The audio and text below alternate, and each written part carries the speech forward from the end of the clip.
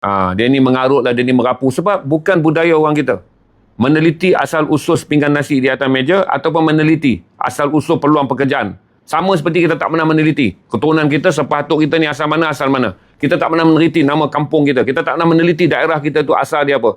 Sebab ketidakpedulian yang tinggi. Cuma bagusnya bila ada media sosial dan orang Melayu ni keluar daripada kelas orang-orang yang hanya memikirkan tentang ubi kayu, memikirkan anak masuk sekolah, yang hanya memikirkan makan hari ni, esok makan apa. Maka orang Melayu ni berkembang menjadi lebih besar civilization ekonomi dia. Barulah muncul generasi tuan-tuan yang sangat particular. Bahawa peluang pekerjaan yang ada pada kita pun terjejas. Kalau ekonomi dunia hari ini tak boleh menjamin majikan kita survive. Anak kita yang belajar di universiti, belajar dalam sektor pendidikan pun, dia keluar mungkin akan menganggur. Sekiranya perang ini menghalang pelabur masuk ke dalam negara ini dan negara ini belanja banyak duit untuk menanggung subsidi. Bila negara menanggung banyak duit untuk menanggung subsidi, negara kehilangan wang untuk membangunkan negara. Sebab semua tanggung subsidi. Kita tak ada projek untuk universiti. Kita sekarang ni adalah kekurangan hospital, kekurangan universiti. Apakah tuan-tuan fikir kita akan menjadi sebuah negara teknologi? Ketika begitu banyak, satu tahun berpuluh bilion, kerajaan terpaksa bagi hanyalah untuk subsidi rakyatnya. Memenuhi kehendak yang sebenarnya tak ada nilai sains dan teknologi, tapi ada nilai ekonomi. Lepas tu barulah tuan-tuan nak ambil berat. Bila tuan-tuan nak ambil berat, dia ada asas nak ambil berat tu. Jadi tuan-tuan kata kalau asas ambil berat tu, tak ada ke satu benda yang pasti supaya saya boleh rancang masa depan saya? Tak boleh, sebab penentu-penentu perang dan penentu-penentu ekonomi ini adalah negara-negara yang di luar kawalan kita. Maka tu keprihatinannya dipanggil apa? Konsistensi untuk tahu tentang satu keadaan. Suatu kadang-kadang saya jelaskan kepada tuan-tuan kan. Cuaca pun berubah di luar jangka. Sebab tu ramalan cuaca saya terkejut hingga sekarang teknologi moden. Kalau tuan-tuan tengok Jabatan Meteorologi Malaysia.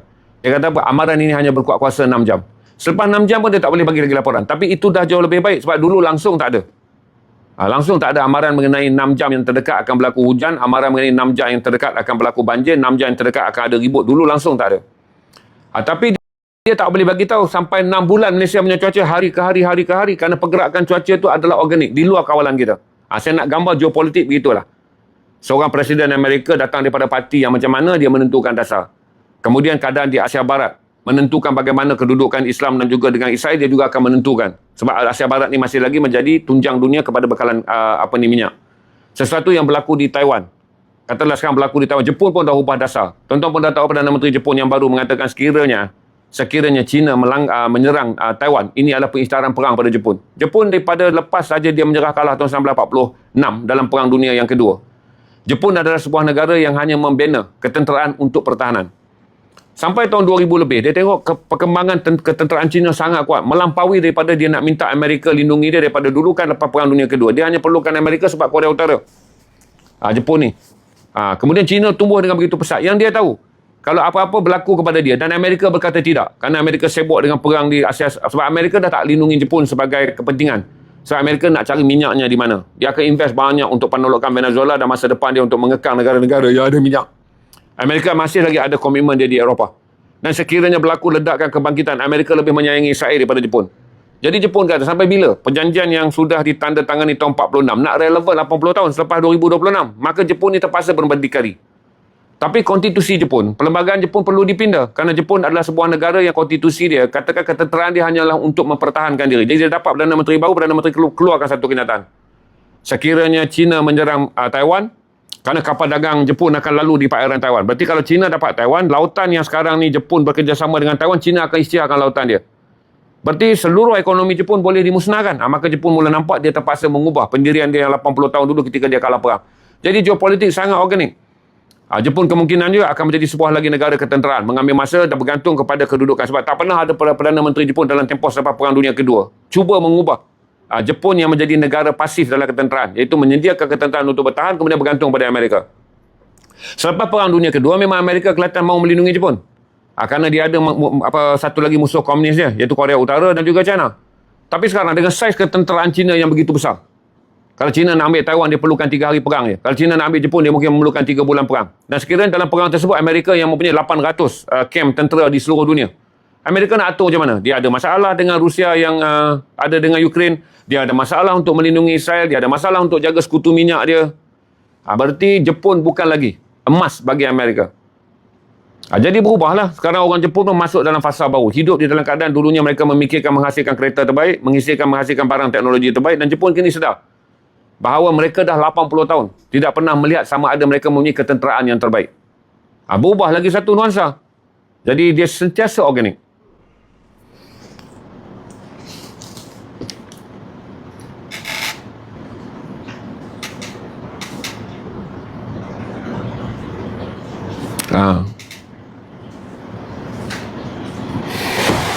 Sama-sama. Saya jelaslah supaya saudara faham nanti kan. Saya fikir kata orang yang dia tak ambil berat kerana saya selalu nak tuan-tuan berada di media sosial ni. Tuan-tuan tak payah komen pasal marah orang apa semua. Sebab kita jangan menyertai orang-orang yang telah memilih media sosial untuk hidup dalam kemunduran. Tadi yang bimbang orang duk kata saya sign dekat dinding poster yang dekat hotel kawan saya tu. Jangan ambil berat tentang benda tu. Sebab benda tu tak menjamin saya akan menjadi lebih baik dan tak menjamin tuan-tuan menjadi lebih baik. Sebab fasa yang tuan-tuan akan ambil berat dah cukup lah kalau kita maju setakat ni.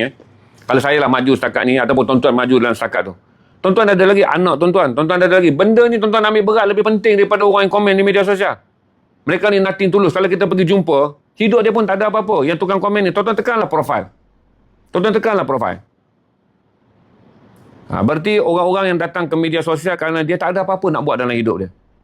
Dan dia tak boleh menentukan cara kita berfikir. Kerana dia maki saya banyak kan. Lepas tu saya nak kena respon apa. Ni saya makilah supaya dia ni tahu. Lain kali dia jangan kurang ajar sebab saya dah belajar dah sekarang. Sombong dengan orang yang sombong satu sedekah. Kan memberi kebodohan pada orang yang bodoh adalah satu nikmat. Dia kan bodoh. Dia kena bodoh dengan saya, dia dapatlah nikmat sesuai dengan benda yang dia cari. Tapi sebenarnya yang tuan-tuan perlukan adalah perkara yang lain. Jadi bukan kita nak gaji algoritma berapa banyak orang kutuk pun tak ada. Sebab dia tak membawa apa kemajuan. Kerana kita menyertai golongan yang prominent di media sosial. Adalah orang-orang sebenarnya nothing. Kalau tuan-tuan tekan profil dia, tak percaya, buatlah satu hari. Ambil cuti satu hari. Betul tak kata Abang Zainal? Pergi cari yang komen kaki maki, tekan profil. Sama ada lock profile, lepas tu pakai agent masuk dekat dia. Dia punya live pun tak ada apa-apa tuan-tuan. Sebab tu kita kata, komen itu menentukan jenis orang itu. Kalau tuan-tuan tengok komen dia kan. Bahasa pun dah menggambarkan. Pencapaian hidup dia tak macam mana.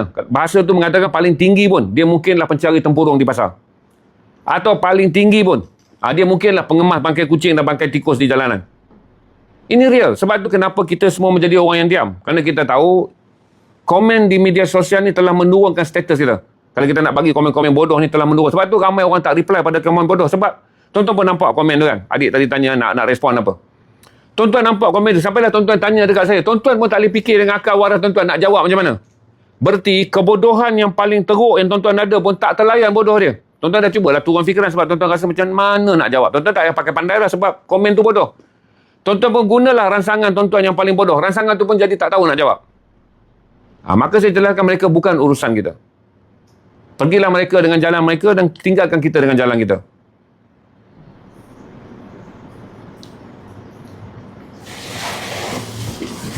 Kalau tuan-tuan nak tanya?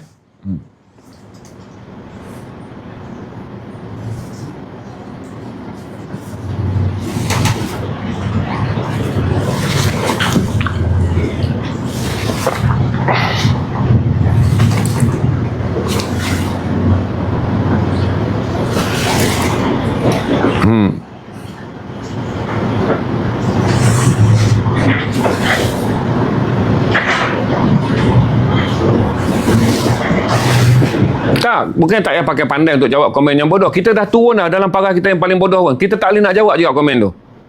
Sebab bahagian diri kita yang paling bodoh pun tak jumpa di mana bodoh tu. Jadi abaikanlah. Gunakanlah kesombongan tuan-tuan. Untuk melindungi diri tuan-tuan daripada dirosakkan oleh kebodohan. Kalau kita pakai antibiotik tu, dia bersifat sombong. Hanya kerana kita nak mengelak kebodohan. Benda tu bagus tuan-tuan. Benda tu bagus. Kenapa lah kena restriction lagi? Gunakan perkataan bodoh, dia dah restrict lah.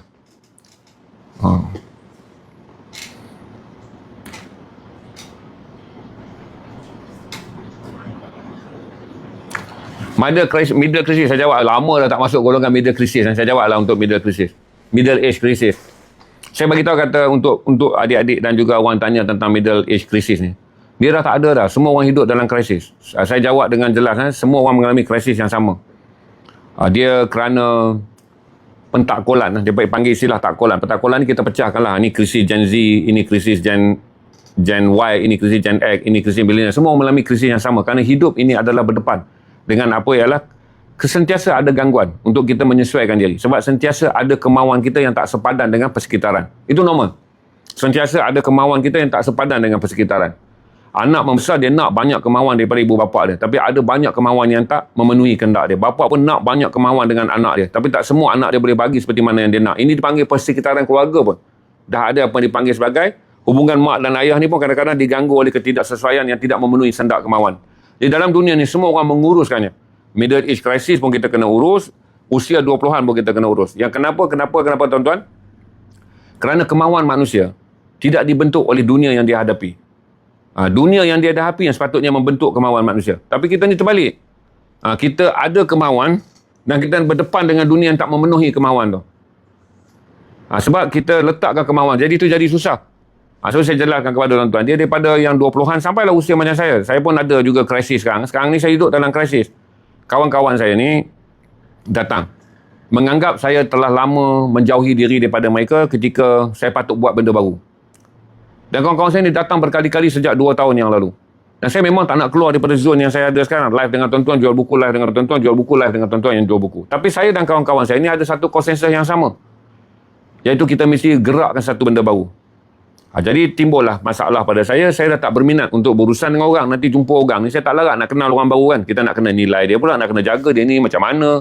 Cakap nanti kecil hati pula kita nak berurusan dengan orang ni. Dia ni macam mana. Kita dah tak nak dah. Zaman memenatkan diri kita untuk memasuki pergaulan yang secara sebelah pihak je. Kita takut sebelah pihak. Kita je nak menjaga semua kepentingan pergaulan, semua perkaitan kehubungan, semua benda kita nak jaga. Sebab professionality mengajar kita demikian rupa. Tapi kita tak tahu respon dunia yang kita tak boleh kawal. Kita tak tahu respon dia. Sebab mereka berada di luar daripada kawalan. Kita perwatakan kita, engagement yang kita nak buat. Benda yang kita nak susun, kita boleh kawal. Mereka kita tak boleh. Orang lain nanti kita nak berunding bila buat projek-projek besar untuk membangunkan SMB. Sebab niat yang baik tidak menjamin. Niat kita baik nak bantu orang. Tidak menjamin kita akan mendapat balasan yang baik. Sebab itu janji hidup. Niat tak jamin. Niat kita dengan Allah dapat pahala. Kita buat benda baik, terlaksana dapat kebaikan, dapat pahala. Tetapi proses melakukannya dan result yang melakukannya, dia tak akan sama. Dia tak akan sama dengan niat. Jadi banyak orang balik kecewa dengan mengatakan kenapa dunia menghukum dia dengan begini ketika dia berniat baik. Orang buat video, bila dia jatuh bankrupt, dia akan cerita. Dalam perniagaan, dia cuba bantu banyak orang. Tiba-tiba dia jatuh bankrupt. Video tu takkan ada orang peduli. Sebab orang kata, tak kot. Sebab yang kau bankrupt, orang nampak. Niat kau tu orang tak nampak. Menjadikan nak membayar tentang niat yang baik. Nak memahamkan orang dengan niat yang baik. Dengan realiti, kita dah jatuh susah. Orang tak peduli. Sebab orang menganggap kata, niat bukan hal yang penting. Tapi waktu kita bekerja, sebagai manusia umur 20-an, 30-an, 40-an. Kita dipandu oleh niat lah yang kita kata dalam bentuk motivasi, kita kata dalam bentuk sasaran, kita kata bentuk dalam bentuk target. Niat ni banyak. Niat. Tapi tuan-tuan jatuh naik grade sikit, ni motivasi. Yang tuan-tuan pula perspektif. Yang tuan-tuan sebut ini career. Yang tuan-tuan sebut ini adalah plan. Yang tuan-tuan sebut ini adalah rancangan. Kita terjatuhkan semua di bawah niat. Jadi middle age crisis ni dia bukan tentang krisis tu. Kita lalui sampailah hujung jalan. Sampailah hujung jalan kita. Berarti krisis ni sentiasa ada. Sekarang awak tengok kan, middle age crisis ni juga disebut sebagai krisis peralihan tentang keupayaan. Saya tak lalu middle age crisis. Saya selalu ada sikit pandangan tentang diri saya. Mungkin saya tak boleh buat sebab saya dah berumur kot. Saya tak boleh buat kerana saya selalu cuba nak bagi diri saya slow down lah nak kalau dah 59. Tapi datang kawan-kawan. Tapi bila kawan-kawan, kita berkongsi pandangan yang baik. Dengan di mana kita bersetuju bahawa salah satu benda yang kita rasa role yang besar kita boleh main ketika kita berada di media sosial adalah kegagalan orang baru Melayu memasarkan produk dia di media sosial. Sebab bila saya jual, dulu saya buat marketing, saya cuma jaga kliennya. Klien kena belajar belayar kat Session TV. Saya bantu buat promotion. Sebab tu saya menjadi Senior Vice President Sales Marketing and Sales Marketing Strategist. 5 tahun. Daripada 2015 sampailah saya pension 2020. Tapi zaman tu customer bayar kepada Session. Session bayar gaji kat saya. Saya bekerja dengan adalah keprihatinan untuk membantu. Tapi masih lagi dalam apa jua keadaan terjadi, saya ada gaji bulan. Baik, sekarang ni orang kata saya ada kepakaran, tolonglah bantu. Macam saya kata saya naikkan dua-dua dengan Irwan. Banyak orang inbox saya nak live bersama untuk memastikan jualan mereka juga dapat macam Iwan ADHD. Sebab semua orang struggle tuan-tuan. Semua orang tengok dalam live saya dengan Iwan Dodol. Live dengan TikTok, tuan-tuan beli barang. Tuan-tuan boleh bayang orang jual dodol dan orang jual benda-benda lain. Siapa yang tak terasa hati? Dalam masa 1 jam 22 minit, Iwan buka beg kuning dia 30 minit, dia dapat 5,000 lebih sale dia. 273 pembelian. Sebahagian membeli yang paling murah RM10, sebahagian membeli combo RM40. Jadi bila kita lihat respon tu, kita tahu apa rupanya semua orang Melayu ni dia berada dalam keadaan mengharapkan diri dia dibantu. Saya tak boleh bantulah tiap-tiap malam untuk live promote barang orang kerana saya pun ada tanggungjawab kepada perniagaan saya. Maka kita kata kena buatlah satu sistem. Macam dulu saya jual kuah rojak. Saya jual kuah rojak, orang pun terkejut. Kuah rojak 1,000 per 1,000 set. 3 hari jual dah habis. Jadi ramai orang approach. Laratlah saya nak jadikan ZRA Stream ni adalah perniagaan kuah rojak pula. Jual lepas kuah rojak A, kuah rojak B. Lepas tu jual pula yang benda-benda yang pakai. Tapi bila kita lihat, demand tu kita mula perasan bahawa orang Melayu sangat survive. Dan sangat struggle. Iaitu mereka mempunyai produk tapi tidak mempunyai keupayaan untuk menjualnya. Dan saya jumpa pula kawan-kawan saya yang buat konten. Tiap-tiap kali saya jumpa kawan saya buat konten, semua cerita tentang perkara tersebut. Di mana konten tak boleh convert to monetization. Terutama di TikTok langsung tak ada payment. Tuan-tuan dapat 100,000 like ke, 200,000 like ke, 7 juta viewer ke, it mean nothing. Only popular. TikTok ingat, naratif TikTok ni dia memenuhi apa yang dipanggil consensus ataupun libido orang Melayu. To become popular. Jadi ramai orang masuk dengan harapan dia boleh menjadi orang popular di media sosial. Sampai saja dia popular, baru dia tahu. Dia lapar sama seperti mana dia tak popular. Sampailah dia popular, bil api dan bil air sampai sama macam dia tak popular. Masa dia popular, di komitmen bulanan dia sama je macam dia tak popular. Barulah dia tahu popular mean nothing. Berarti populariti itu tidak mengubah apa-apa. Malah membeban dia lagi ada. Takkanlah 4 juta 400,000 follower nak naik motor. Takkanlah 1 juta follower nak pakai kereta kenari. Takkanlah dapat 1.5 juta follower nak pakai Myvi. Ada beban-beban yang dipanggil sebagai populariti yang dibentuk oleh media sosial ni. Di mana selalunya orang bermentaliti rendah.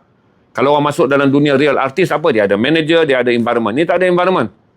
Bila saya bagi tahu pada tuan-tuan, kemudiannya semua orang mula merasakan mana duit nak datang.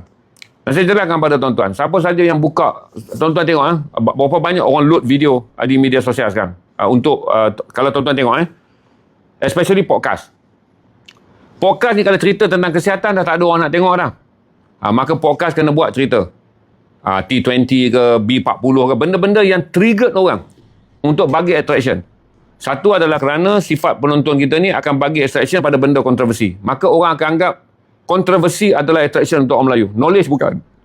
Discussion bukan. Advising bukan. Benda yang memberi nasihat, benda yang boleh memberikan khidmat, semua orang tak nak. Sebab dia nak sensation. Dia panggil memenuhi libido. Sebab media rasmi tak akan buat libido ni. Dia akan kena bantai sebab dia berlesen. Tuan-tuan tengok mana-mana TV. Bila dia datang ke media sosial, kita ni tak mohon lesen.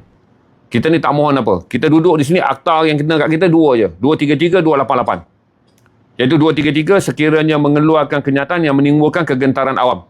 Dia terbalik gitulah. 288 mengeluarkan atau memaparkan kenyataan jelik hingga menimbulkan kekacauan awam. Itu dua je. Satu SKMM, satu adalah polis. Yang lain ni semua bebas. Tapi akhirnya tuan-tuan, pendapatan dia akan jadi rendah. Sebab apa? Katalah video saya ni di YouTube. 1 juta orang tonton. Video yang kedua 800,000 orang tonton. YouTube tak pandang saya punya 1 juta. Sebab dia track saya punya market tu siapa yang tonton. Kalau cerita-cerita yang kemudiannya dia rasa iklannya sesuai masuk sabunnya, nak jual tayar kereta pun orang tak mampu tengok. Sebab penonton-penonton, dia kan dia ada profil orang yang menonton tu. Maka pendapatan page tu rendah. Dia jadi rendah. Manakala orang yang buat benda-benda konten yang kemudiannya ada payment lah, dia buat konten dia bagus kan, tapi dia tak popular. Dia dapatlah $50 untuk satu video dia. Sebab sekarang nak dapat $50 satu video pun payah tuan-tuan. Saya jelaskan pada tuan-tuan, $100 pun lagi susah. Maka dia pergilah, dia kata sikit tapi dia tidak popular.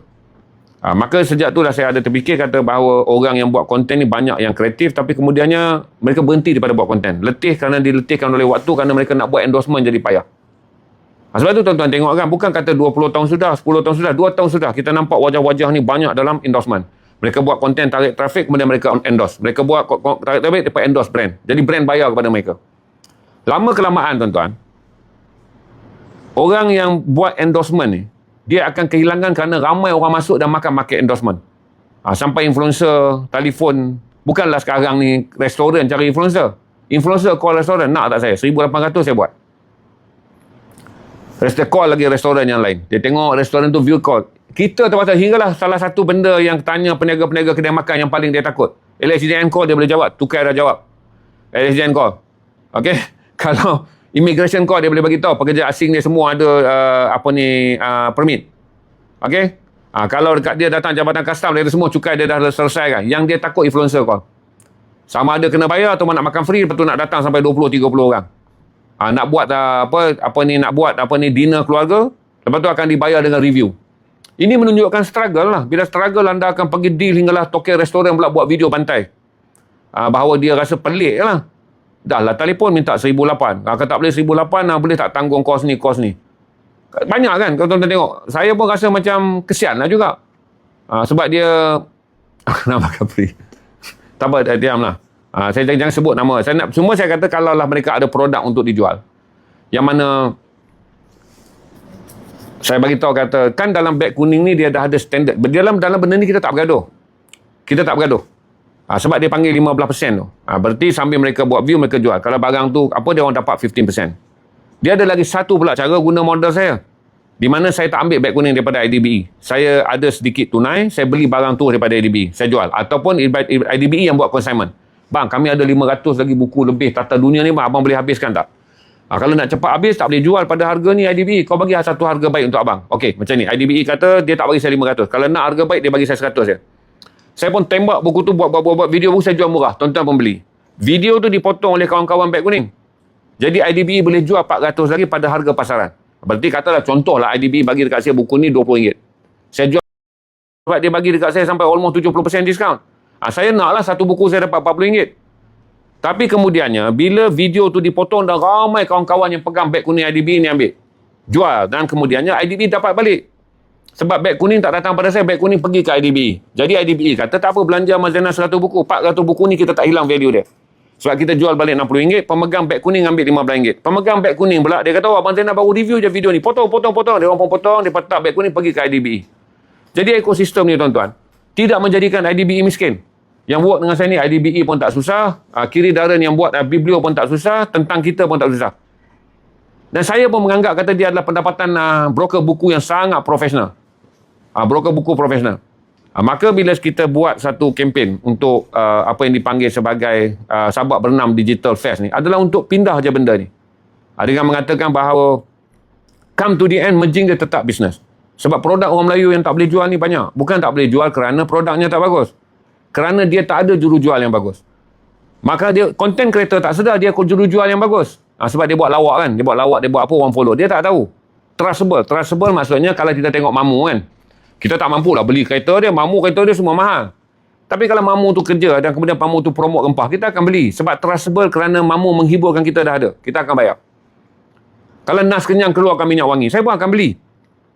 Kerana saya ada trustable untuk memahami bagaimana budak-budak sekarang ada friend zone yang saya tak faham. Trustable budak-budak sekarang yang ada istilah mau tak apa, wanita payung lelaki dan lelaki payung wanita, mana yang lebih penting. Saya selalu tengok sebab saya tak faham cara orang muda sekarang hidup. Saya akan beli. Sebab trustable tu rasa bersama dengan dia kerana dia memberikan kita pengetahuan melalui konten dia. Kita akan beli. Cuma beza dia, orang-orang kita ni kata dia nak buat endorsement. Mana mungkin lah tuan-tuan. 10 tahun dulu ada 10 je content creator. Sekarang ni ada beratus. Lepas tu semua nak endorse restoran. Okay, lepas tu nak jadi balik backfire dia pula. Dia dah struggle kan, dia pergi ambil lah restoran.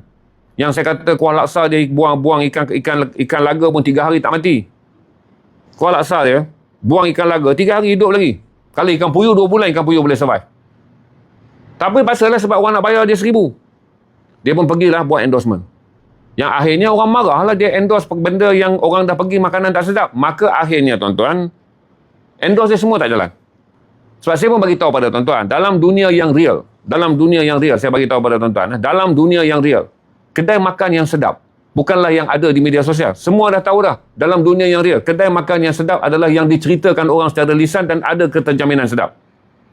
Semakin banyak overdo untuk mencipta viral di media sosial, tuan-tuan mencipta kemusahan pada peniaga tu. Dia dapat 4-5 hari. Tapi customer tak datang lagi. Lepas tu bayar lagi. Tipu customer daripada kelompok 100,000 pertama. Buat lagi 100,000 yang kedua. Tapi akhirnya dia tak akan menyelesaikan masalah. Kerana akhirnya orang akan tahu bahawa sebenarnya yang dipromosi adalah makanan tak sedap. Tuan-tuan hidup lama sebagai pengejam makanan. Tuan-tuan tak bergantung pada media sosial. Dia buatlah telia tengok. Tapi pemburu makanan yang sejati, dia faham.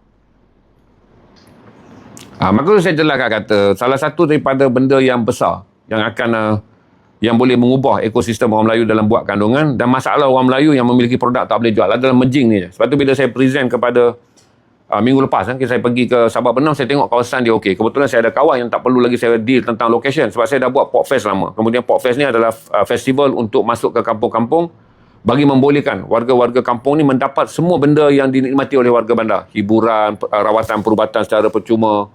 Lepas tu ujian kesihatan, mereka boleh mendapat bantuan makanan, ambil pack beras.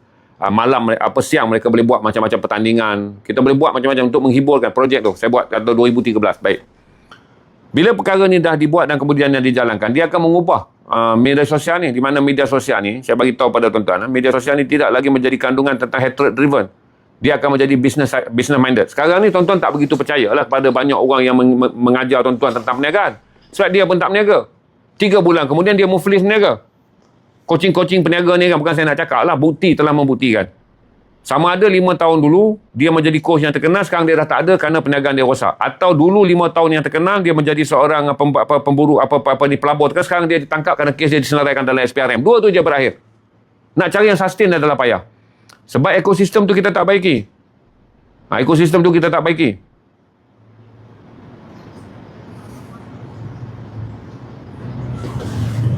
Jangan sebut nama tuan-tuan. Saya tak gemar tuan-tuan. Saya bagi contoh ni sebenarnya bukan untuk membuka pintu fitnah tuan-tuan sebut nama. Saya nak jelaskan pada tuan-tuan nak bergerak ke depan. Sebab kita jangka kalau SME ni nak berkembang. Kenapa saya buat? Sebab SME ni akan berkembang 35% menjelang tahun 2030. 35% dia akan contribute pada domestic market. Sebagai seorang Melayu, saya tak nak dia berbalik pada zaman saya. Orang Cina yang kawal. Ini senang. Maaf cakap lah. Dulu perniagaan-perniagaan yang kerajaan keluarkan dalam kontrak yang besar. Orang Melayu tak ada modal. Bila British datang dulu, dia tinggalkan tanah, dia tinggalkan semua kepada orang ni. Orang Melayu ada kampung halaman je. Modal tak ada. Mereka ni stable sejak sebelum British tinggalkan. Jadi orang Melayu tak boleh bersaing. Akhirnya kita pun merungut. Negara kita ada tapi dijajah orang. Ayat tu kita menyanyi sampai sekarang. Anak Cina bermain api apa? Lagu dia saya lupa dah. Anak kecil main api. Lepas tu apa lirik dia? Terbakar hati yang sepi. Kita dah menyanyi lagu yang sama. Tak boleh lah sekarang. Ni adalah masa di mana padang tu terbuka. Dan orang Melayu tak boleh lepas ni. Lepas 10 tahun, 20 tahun, SME ni dikawal. Hinggalah kita terpaksa membeli semua produk makanan orang Melayu ni di bawah satu institusi yang bukan Melayu. Sebagai contoh lah saya kata, di tengah-tengah kelang kabut ni adalah orang daripada Thailand yang kontrol Cheng. Cheng tu si Haizan Ji kan. Dia mahir dalam perniagaan arak dan dia kontrol banyak franchise Thailand. Dia pun ambil. Dan dia ambil kemudiannya dia kontrol franchise ni menjadi besar. Orang Melayu akan marah. Dodol boleh sampai ke Kanada, kuih loyang apa semua ni dah boleh sampai ke Perancis. Rupanya dia menjadi satu sajian yang menarik untuk Asia Cup ataupun The Malay Cup hinggalah besar. Tapi kerana orang lain yang buat promotion. Datanglah waktu tu dia orang ni neo-kolonial ni. Tukang-tukang komen berakal rendah. Pada waktu kita boleh bersaing, kita tak bertindak. Waktu kita bersaing sebab sekarang ni 35%. Dan yang paling hebatnya adalah kerana orang Melayu yang menjadi pemain utama dalam SME. Orang Melayu yang mula berniaga dalam keadaan dia tak ada modal, kerajaan pun dah tak boleh bagi projek, Alibaba pun dah tak wujud. 80-an, 90-an, zaman tu ni dia bagi banyak projek, berapa kerat je yang tinggal. Yang lain semua Alibaba. Bagilah permit kereta ke apa-apalah nak mudah orang Melayu berniaga dalam perniagaan paling mudah. Semua habis. Hinggalah tak ada lagi dah yang tinggal kepada orang Melayu pada tahun 2000-an. Ni Gen Z yang lahir dan generasi millennial. Tak ada apa yang tersisa untuk mereka. Kecuali beasiswa PTPTN, beasiswa MARA. Lepas tu kalau nak pinjam kecil-kecil tekun. Nampak kau nak buat takkan nak berniaga tolong masin bagi generasi millennial. Gen Z takkanlah nak pinjam tabung tekun untuk berniaga kuih loyang. Kau pun tak mahu. Tak ada apa yang tersisa pada generasi sekarang. Menjadikan mereka kreatif. Sebab mereka tak lagi hidup di bawah pelindungan payung yang dikatakan kerana kamu bumi putera. Kamu kena mulakan sendiri. Pandai dia mulakan. Dia mulakan beg kuning dekat rumah, dekor pasang lampu kecil. Atuk dia dulu dah dapat tender dah. Bagi dekat semua Alibaba. 10%. Lepas tu masuk, cuba menjadi ketua bahagian. Kalah, duit habis. Kumpul-kumpul duit, bertanding pilihan raya, duit pun habis. Atuknya dulu. Menjadi dapat tawaran untuk menjadi usahawan, dia heboh nak jadi ketua bahagian. Pakai duit usahawan, habis jadi ketua bahagian. Dapat duit usahawan, dia nak pergi bertanding jadi calon pilihan raya. Kalah, habis semua. Lingkup habis semua. Datanglah cucu cicit dia yang berminda baru. Tak payahlah politik sangat. Bagilah geng-geng politik ni main politik. Dia nak mulakan perniagaan. Dan tenaga mereka ni sangat luar biasa. Mereka memulakan perniagaan. Cuma kita nampak bagaimana nak membentuk ekosistem ni sebab kita tak boleh serah pada MARA. MARA pattern dia masih tahun 70-an. Kita nak serah kepada bank rakyat. Kita pun dah tak tahulah bank rakyat dia dekat mana. Dia duk jual sekarang ni hanyalah loan je. Asal nak loannya pergi. Tentang rakyat dia saya dah tak tahu dah. Bubuh jalan nama bank pinjaman mudah. Sedih pula tengok bangunan bank rakyat yang aku pun renung kat mana lah rakyat dia. Betul saya cakap. Jadi tinggal lagi kalau kita tunggu, saya kata dengan kawan-kawan kita kan. Kesian lah. Sebab kita nampak. Dan saya pun tak cerita benda yang saya tak buat. Masa memulakan benda ni dulu pun saya pun tak tahu. Kata dia ada potensi yang sangat tinggi untuk menjual buku di talian. Dan saya kata kan, semua benda yang sekarang ni yang tuan-tuan kata rumit untuk dijual. Saya tahulah tuan-tuan, saya walaupun tak membeli, kalau saya packing dekat tuan-tuan, serai 3 batang dan saya letak dalam tu 12 set. Serai 3 batang saya letak 12 set. Berarti 36 batang tuan-tuan ada. Dan saya jual kat tuan-tuan, satu set serai tu RM1 je. RM12 tuan-tuan ambil. Tuan-tuan akan ambil. Sebab tuan-tuan pergi dekat kedai sekarang, tuan-tuan tak dapat harga tu. Saya pun naik kepada tuan-tuan bunga kantan, saya free, saya bagi tahu bunga kantan pada tuan-tuan. Kalau tuan-tuan nak, saya bagi kat tuan-tuan 4. Tuan-tuan kena ambil RM5. Tuan-tuan ambil. Sebab bunga kantan sekarang satu RM3 di Kuala Lumpur. Saya nak gambarkan benda tu je kalau saya jual. Saya beritahu kat tuan-tuan. Tambahlah lagi asam Jawa. Yang tuan-tuan nak suruh anak tuan-tuan pergi beli asam Jawa pun, anak tuan-tuan pun dah tak kenal asam Jawa. Saya pun rasa anak saya pun tak kenal kalau suruh pergi beli asam Jawa. Sebab mereka tak sebabkan dulu kita jadi khadam mak kita. Kau pergi beli ni. Kalau banyak sangat kita tulis kan. Kalau kita boleh ingat, kita ingat. Tapi kita sampai sekarang pergi pasar-pasar. Anak kita ni tak tahulah macam mana kita bela. Daripada membeli makan pun maknya, daripada memasak pun maknya, sampai hidang. Anaknya hanya mengeluarkan tahiknya aja. Berak. Yang kan betul tak? Tuan-tuan tengok. Berbeza sama kita dulu. Sebab dulu, kita yang pergi. Jadi kenal lah kita. Sampai halba campur, halba jintan manis, halba campur. Macam-macam saya boleh kenal. Bunga lawang, bunga cengkeh. Semua tuan-tuan kenal. Kulit kayu manis. Bunga lawang, bunga cengkeh ni jenuh fikir. Bunga lawang, bunga cengkeh ni jenuh fikir. Fikir. Betul, sebab mak kita suruh. Sebab menjadi budaya, ke kedai ni kerja anak. Mak nak suruh beli ikan, tak mungkin lah. Kita tak pandai lagi tengok ikan lehernya macam mana kan. Tapi ke kedai je kita. Tapi sekarang, sebuah halba je kat anak kita, dia dah demam. Saya ingat demam. Malam tu hantar pergi klinik. Anak tuan-tuan tingkatan 5. Tuan-tuan senaraikanlah yang jintan manis, halba campur. Tuan-tuan suruh beli itu, suruh beli ni, sampailah ke kunyit, sampailah halia bara. Lebih detail, lengkuas semua tuan-tuan bagi ke anak tuan-tuan. Dia keluar pagi tuan-tuan, 60 miss call. Sebab apa? Dia termenung dekat pasar tu. Dia anggap ini adalah satu penderaan. Sama ada dia nak pergi report polis, nak report JKM. Baru mak dia suruh dia pergi ke pasar membeli satu benda yang mental dia jadi stres. Sama ada tu je. Dia tengah duduk termenung, dia sidai lah call tuan-tuan. Kemudian dia balik, pasar dah tutup kan. Pukul petang, pasar dah tutup, dia pun balik. Dia kata sampai pasar dia pusing-pusing, tak ada benda ni. Sebab apa? Yang duduk pasar pun tak tahu semua. Tuan-tuan pergi tanya orang jual serai kan, dekat mana orang jual jintan? Orang serai tu kata sebelah dia orang tu jual daun pandan. Tuan-tuan pergi tanya orang jual daun pandan je. Bahkan semua orang pendatang asing yang jual tu. Tuan-tuan tanya pula, halba murung dia. Tak tahu, saya jual ini pandan saja. Saya gurau ya tuan-tuan. Tuan-tuan jangan marah. Maka tu saya bagi tahu. Tak apa lah kak, kalau kak ada ikhtiar Google ni, kalau suruh saya takut anak tu murung. Dia jalan keluar ada kak. Kakak ambil gambar hantar kat dia je dalam WhatsApp. Dia pergi dia refer kat WhatsApp tu. Jalan keluar memang ada, tapi kesan emosi yang kita fikirkan. Anak kita ni semua ada jalan keluar. Tapi akan ada kesan emosi sebab dia tak dibesarkan macam kita, sebab kita dulu tak ada jalan keluar. Balik kena pukul kak kalau tak kenal jintan manis. Mak kita anggap satu kebodohan yang dia tak boleh terima anak aku tak tahu jintan manis. Jadi saya bagi tahu kat tuan-tuan, zaman kita tu tak ada jalan keluar. Kita kena bawa balik barang tu. Bukan saja jalan keluar, lewat pun kena marah. Sebab mak kita kata dah nak menumis. Waktu kita keluar, mak kita dah tumbuk cili kak. Jarak kedai 200 meter. Akak punya speed macam mana? Maksudnya dia nak tumis, jintan nak turun, bunga lawang nak turun, bunga cengkeh nak turun, kulit kayu manis nak turun. Maka dalam keadaan sekarang ni, kita kata salah satu perkara yang boleh mengembalikan kemeriahan benda tu adalah peruncitan dalam sektor live digital ni. Sebab kita boleh meniagakan kembali barang-barang tu kerana permintaan dia sangat tinggi. Sangat tinggi. Dan saya pun yakin dengan kalaulah kita, dia macam ni tuan-tuan, nak buat perempuan back to balik ke dapur lah. Saya rasa ramai dah kan yang dah tak 7 hari makan luar. Saya rasa ramai yang dah mula mengurangkan order dalam e-hailing kan, sama ada Panda ataupun Food Grab lah. Sebab saya tanya dia orang, decline begitu tinggi. Ramai ibu-ibu dalam ni dah mula masak. Sekurang-kurangnya tuan-tuan perempuan yang bekerja pun masak malam di rumah, dan Sabtu Ahad tuan-tuan masak. Sebab tuan-tuan rasa kos tu terlampau tinggi dan tuan-tuan dah ada worry dengan defisit dan juga keadaan ekonomi yang tak menentu. Hari tu kita ada dah sikit penyakit. Kita bawa daripada zaman COVID. Tapi orang sekarang dah restructure balik financial dia. Menjadikan salah satu daripada benda yang saya fikir sangat berjaya selepas ni adalah perniagaan ekonomikal untuk kembalikan pasar dalam platform online ni. Yang saya kata, saya kesian tuan-tuan. Pasal apa? Makcik tanam serai ni dia tak kaya sampai ke Sudah. Makcik tanam serai ni dia tak kaya sampai ke Sudah. Dan pengurusan serai ni dia jumpa dengan ular kapak, dia jumpa dengan apa, macam-macam dia jumpa. Tapi dia tak pernah senang. Tapi apabila kita kata nilai serai tu akan balik kepada dia 85%. Melalui beg kuning ni nilai serai akan balik 85%. Bukan hilang 85% dalam pasaran media sosial. Balik 85%. Ataupun kita deal pada satu harga, kalau orang ambil dekat makcik dengan harga cantas kerana peraih nak bawa ke pasar dengan harga yang tinggi. Perniagaan digital ni akan membolehkan makcik faham bahawa makcik harus menyediakan stok dan makcik harus ada shop dia. Kemudian semua anak-anak muda ni akan masuk dan kemudian link kepada makcik melalui beg kuning. Jadi kawalan berada di tangan makcik. Kalau makcik ni tanah serai tak boleh buat pun, anak makcik akan meneruskannya. Ataupun satu kumpulan pengurusan yang akan ditubuhkan akan membantu makcik untuk mendapat nilai sebenar bagi kerja yang makcik buat. Itu je saya jelaskan.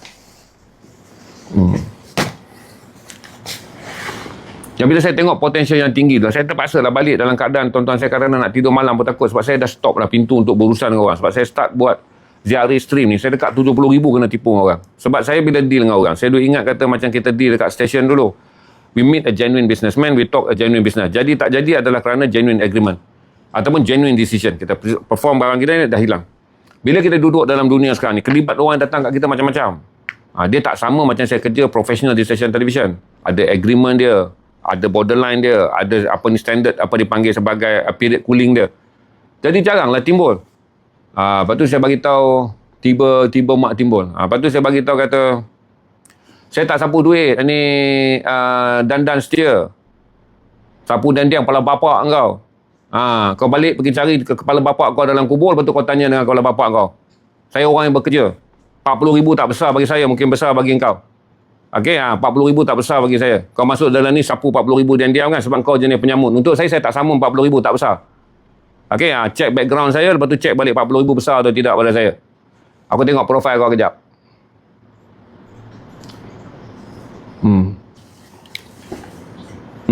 Letak ayam jantan, lepas tu perangai pun tahu apa nak jantan. 40,000 mungkin besar bagi awak, tapi tidak besar bagi saya. Okay, datang dan cari dan anda akan tahu latar belakang saya. Jadi anda baru budak, baru belajar hidup, tak payahlah masuk nak ganggu. Lepas saya jelaskan pada tuan-tuan. Jadi nak kawal benda yang kita dah kata full stop. Tapi kawan-kawan saya datang dan saya pun nampak, sebab setiap kali saya jumpa content creator, adalah saya kata kerana mereka tak tahu di mana financial yang sebenar. Kemudian bila kita jumpa orang berniaga, saya bukan apa tuan-tuan, saya rasa sedih sebab saya datang Kuala Lumpur, orang Melayu berniaga di tepi jalan tuan-tuan, masih lagi di tepi jalan. Dan saya dah cerita pada tuan-tuan, last tu kenapa tuan-tuan, dia cam muka saya. Dan saya ni selalu stream. Dia sekat saya, bagi tahu kata, tolonglah beli sikit sebab anak dia tunggu duit di rumah. Allah. Ni dia dekat Q Bistro saya ni. Saya pun tak tahu apa nak jawab. Dan saya kata ini tahun 2025 dan orang Melayu berniaga keropok. Dan orang Melayu berniaga kuih tradisional. Tahan dan bagi tahu. Jadi saya kata okeylah, saya beli. Dengan melihat semua peristiwa ni tuan-tuan, dia bagi saya pengajaran bahawa penjaja ni masih hidup susah. SME ni tak apa. Mereka dah okey sebab mereka adalah orang anak muda generasi baru. Dia orang okey SME. Tapi penjaja masih susah. Garis penjaja ni sebenarnya adalah garis kemiskinan. Kerana mereka berniaga dalam satu sektor di mana kuasa pasaran mereka tak boleh bina. Mereka bina satu sektor di mana, macam saya kata tadi lah, bila kita pergi ke Mara. Saya sampai sekarang saya tak bersetuju dengan Mara. Asal buat je pembangunan orang Melayu, mestilah tanah yang terpinggir. Bila kita tanya, dia kata apa? Tanah komersial mahal. Tanah komersial mahal. Jadi dibelilah tanah yang tak laku untuk orang Melayu. Yang murah dibina lah pusat perniagaan orang Melayu. Tuan-tuan tengok food court semua yang orang Melayu duduk. Saya bukan nak marah. Dia buatnya food court dalam tanah yang paling tak berkomersial. Sebab komersial semua syarikat besar ambil dalam bandar. Tuan-tuan pergilah mana-mana pekan pun. Kau cari food court yang dia letakkan orang Melayu. Sangat rumit, dengan gelap, dengan hujung dan jauh dan tak ada nilai komersial. Lepas tu orang Melayu berniaga tak laku, buka tutup, dihina-hina dan dicela-cela orang Melayu. Semangat 3 bulan lah, semangat 6 bulan. Sedangkan dia tak faham, bukan orang Melayu ini tak boleh berniaga. Tapi kamu letakkan di satu tempat, yang kamu bagi dia berapa banyak pun lingkup, kerana asasnya tempat tu salah. Tempat tu tak ada permintaan. Adalah orang nak berniaga. Ada produk, ada modal kamu pinjamkan. Tapi kamu tak faham tentang tempat tu tak ada kuasa permintaan. Dia tak ada demand. Adalah pagi, orang balik masjid. Singgahlah minum. Orang nak pergi office, tak pergi. Sekarang office-nya di tengah bandar. Orang takkan nak singgah makan 4 km, 3 km daripada pinggir bandar untuk dapat sarapan pagi ketika bandar-bandar kecil. Ni semua duduk 3 km, 4 km lebih jauh. Lepas tu petang adalah lepas sembahyang isyak. Takkanlah orang ni nak buka sembahyang subuh sampai sembahyang isyak hanya kerana nak dapat kereta warga tua yang akan singgah kerana mereka bukan playmaker dalam bandar utama, dalam kawasan zon bandar. Saya pergi baru ni kita simpang tu ke across jambatan Sungai Petani nak pergi ke Penaga Yang saya komplain kedai tu. No, Sungai Petani ke Penaga no. Yang saya komplain kedai macam ni, macam orang Melayu nak berniaga. Ke Sungai Petani kan? Kalau tuan-tuan yang duduk ni, tuan-tuan tahu tak ada satu jambatan daripada Penaga Pulau Pinang nak ke Sungai Petani? Tuan-tuan nampak bawah tu apa? Kedai. Ni jambatan ditinggikan, kedai bawah. Nak U-turn pun tak boleh. Saya tak tahu macam mana nak masuk kedai tu. Kedai PBT, saya bukan kata marah, PBT pun sama. Betul tak? Nampak tak kedai tu?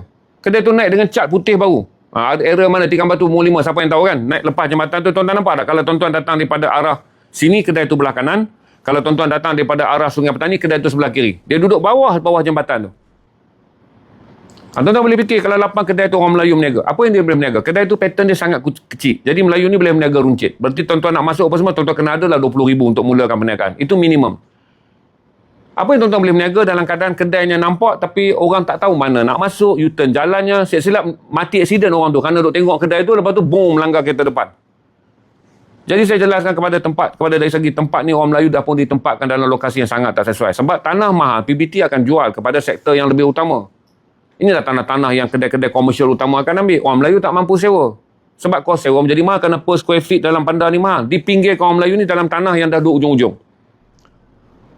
Dengan harapan orang Melayu ni meniaga je. Tak boleh lah tuan-tuan. Kalau tuan-tuan letak dia di satu tempat yang kerana itulah tanah yang tinggal, tak dituntut oleh sektor komersial, itulah yang membolehkan banyak kedai dibuka. Dan itu bolehkan orang Melayu meniaga. Tak mungkinlah kalau kita letakkan di tempat yang tak ada permintaan. Itu saya jelaskan kata setelah kita lihat semua perkara yang menyedihkan ni. Kita nak ubah tak boleh. Mentaliti pegawai mara, mentaliti PBT ni. Kita jumpa YDP pun dah tak boleh. Kita dah tahu dah negara kita ni, hukum dia adalah benda ni sudah dianggap sebagai sumpahan. Sumpahan ni tak boleh nak ubah. Tak tahulah Masuri ke sumpah, siapa ke sumpah. Yang dipanggil sebagai sumpah ke atas pembangunan orang Melayu dalam bandar dan juga di kawasan-kawasan PBT. Alahkah kita nak langgar sumpah ni macam mana? Kita lah kena mula. Ini settingkan semua orang Melayu, tak payah gantunglah kepada ekosistem yang tak betul ni. Ekosistem di mana kamu diberi ruang. Kerajaan kata dia bagi kamu ruang. Mara kata dia bagi kamu ruang. PBT dia kata kamu bagi kamu ruang. Dia bagi kamu peluang. Dalam ukuran yang sangat pendek, nampak macam dia bagi ruang. Dalam ukuran yang masuk akal kita ni, mana ada ruang-ruang itu tidak ada permintaan. Macam mana orang Melayu nak berniaga dalam zon komersial yang paling tercorot? Macam mana permintaan makanan akan dapat tinggi? Kalau dia dibina dalam zon permintaan yang tak ada. Sebab yang saya kata tadi, zon ni adalah pusat bandar, orang yang bekerja, yang bergaji, yang akan makan apa semua. Tapi dia diletakkan di pinggir. Hanya semata-mata tanah tu yang paling murah. Macam mana nak buat tu Haji? Saya tengah cerita lah ni, dengar sayang. Saya tengah cerita tentang projek pembangunan apa dipanggil sebagai sektor digital ni. Satu yang bahagian yang saya boleh buat adalah perniagaan digital. Di mana saya bagi tahu kata kita akan buat event yang pertama di Sabak Berenam. Bermula 31 Julai, 1 dan 2 Ogos. Ni saya cerita macam mana daripada orang yang dah nak berehat cuci tangan. Lepas tu saya pun dah berniaga dengan tuan-tuan ni tuan-tuan. Saya berniaga dengan tuan-tuan buruk-buruk. Tuan-tuan support saya 6,000 sehari beli buku saya. Buruk-buruk. Stable punya angka 2 angka tuan-tuan. Tuan-tuan akan support saya 10 sampai 15. Hujung bulan kalau saya turunkan buku Muhammad ni tuan-tuan, hujung bulan saya dah agak 25, 26, 27, 28 saya turunkan buku Muhammad ni, saya memang dapat 10,000 sehari. Sekarang ni saya bertahan sebab tuan-tuan membawa habis cuti sekolah. Saya pun terpaksa turunkan harga buku murah, saya still dapat. Sekurang-kurang 6,000 ke 8,000 sehari. Jadi saya faham tentang perniagaan ni. Kerana saya menjual barangan yang paling orang tak mau, buku. Yang paling orang tak mau buku. Tapi saya 2 kali disenaraikan oleh TikTok sebagai kedai paling laris di media sosial. Sebab itu saya jelaskan satu komitmen. Yang kedua saya nampak apa yang dipanggil sebagai sensory. Sensory ni maksudnya nak menangkan hati orang Melayu ni mudah. Macam tu saya katakan dodol malam tu. Kita target 30 pack. Saya punya sensory baca. Tuan-tuan akan tolong kot. Pasal adik ni ADHD.